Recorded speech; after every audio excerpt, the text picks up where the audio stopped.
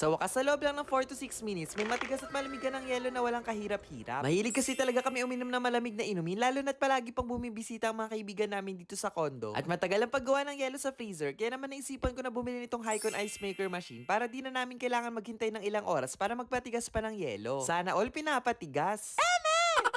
Pag pupunta ka naman sa mga convenience store, mag-effort ka pa maglakad, tapos pagdating mo doon, ubos na yung mga yelo, kaya perfect na perfect tong ice maker ng Hyco na solusyon sa mga mahilig sa malalamig katulad ko. May kasama na siyang manual para mag-guide tayo kung paano ba to gamitin, saksakan, at ito na yung mismong machine niya. Pinagtatanggal ko na din yung mga plastic na nakakover sa buong katawan nito para magamit na ngayon, at sa loob nito ay meron din siyang kasamang pang scoop ng yelo para hindi ka na mahirapan magsalok. Tapos ito na may basket na sasalo sa mapoproduce nitong yelo. Kitang-kita nga na napakaganda ng quality nito, lalo na sa personal, kaya alam ko na agad na matibay at magtatagal to sa amin. Dahil pagtatak-Hycon talaga, the best yan. Stainless steel na kasi to at wear resistant, tapos ganito lang siya kalaki na halos kasing laki lang ng dalawang kamay mo. Kaya madali mo lang madadala kahit saan at pwede mo siya lagyan ng tubig up to 2.2 liters. Smart touchscreen na din siya sa isang click lang ay makagawa na tayo ng yelo pag clinic mo lang tong button. Tapos pwede ka pa mamili ng size ng yelo na gusto mo kung small or large. At in just 4 to 6 minutes, meron ka ng yelo na mga gamit nyo para lumamig ang mga inumin nyo. Di nyo na rin kailangan magbasag ng tigil mang pisong yelo sa tindahan at sure ka pa sa tubig na ginamit dito dahil ikaw mismo ang nagrefill. Automatic nga na tumitigil to pag puno na yung lalagyan, kaya di mo na kailangan bantayan pa to. Kaya perfect tong Hycon Ice Maker Machine para sa mga gatherings o mga inuman nyo. Kaya pag gusto nyo din ito, may link ako sa yellow basket.